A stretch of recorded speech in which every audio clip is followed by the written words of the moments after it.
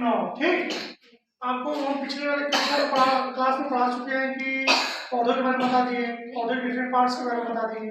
अब मान लीजिए आप कोई नया पौधा अपने घर पर लगाते हैं, तो पौधे को लगाने के बाद आप क्या करेंगे? उसमें पानी देंगे और क्या देंगे? खाद देंगे। आपने सोचा ये खाद कहाँ से मिलता है, खाद क्या होता है, इस बारे में कभी आपने जाना? जो खाद होता है ना, ये मिट्टी को उपजाऊ बनाता है। मिट्टी को उपजाऊ बनाएगा तो जिससे जो पौधा है तेजी से बढ़ता है, ठीक, और अच्छी फसल होती है। ठीक है, तो ये खाद जो होता है दो तरह के होते हैं, एक जैविक खाद होता है, एक रासायनिक खाद होता है। ठीक है, जैविक खाद के बारे में आपको ये बताएं, जैसे आपने आसपास देखे हुए जानवरों के गोबर होते हैं ना, जानवरों का गोबर, फिर उसके बाद सरसों का जो तेल निकलता है, उसके साथ साथ खरी भी निकलती है ना, और नीम का तेल निकालते हैं हम लोग, तो उसके साथ भी खरी निकलती है। खरी जो खरी होता है वो, और अपने जो रसोई घर में अवशिष्ट पदार्थ बढ़ते हैं, मतलब हम जो सब्जी कूड़ा करके बचता है वो, चाय की पत्ती, ये सब को से जो खाद बनता है ना, उसको बोलते हैं जैविक खाद। ठीक, अब ये जैविक खाद बनता कैसे है?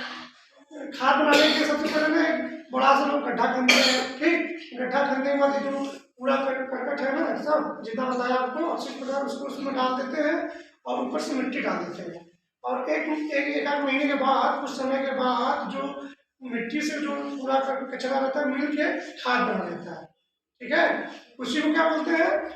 जैविक खाद। ठीक, ये कंपोस्टिंग के द्वारा होता है। जैसे ये कंपोस्टिंग होता है क्या? जैसे कोई अनुपयोगी जैविक पदार्थ के विघलित मतलब होता है गलने से। ठीक है, जब खाद बनने की प्रक्रिया होती है, खाद जब विघलित होगा और खाद में परिवर्तन होने की प्रक्रिया कंपोस्टिंग करते हैं। ठीक है, फिर से सुन लीजिए, अनुपयोगिक जैविक पदार्थों के विघलित या गलने और खाद में परिवर्तन होने की क्रिया को क्या कहते हैं? कंपोस्टिंग। क्या कहते हैं? कंपोस्टिंग। सिंपल भाषा में ये कहेंगे तो मतलब ये होता है जैविक खाद, मतलब जो कूड़ा कचरे से बनता खाद ना, उसी को बोलते हैं जैविक खाद। ठीक है, और आपका रासायनिक खाद के नाम सुने होंगे, जैसे ये सब बड़े बड़े कारखानों में बनते हैं, जैसे आपका डाई, यूरिया, अमोनियम सल्फेट।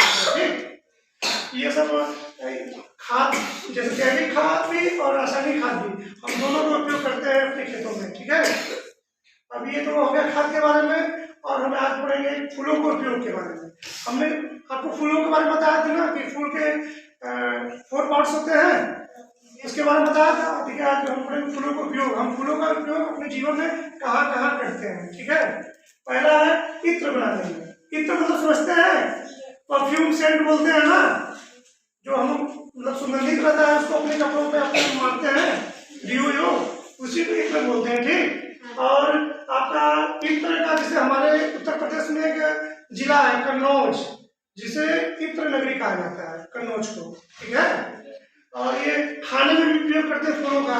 जैसे फूल गोभी है ना, फूल गोभी होता है, गोभी का फूल वाला पार्ट हम लोग खाते हैं, फूल होता है ना, उसी तरह महुआ देखे है ना, महुआ का फूल खाएंगे। ठीक, आपका केला होता है, केला में भी फूल खाते हैं हम लोग। ठीक, केला होता है तो वो क्या होता है, केले के पौधे की फूली को हम लोग खाते हैं। ठीक, और तीसरा है गुलाब जल बनाने में।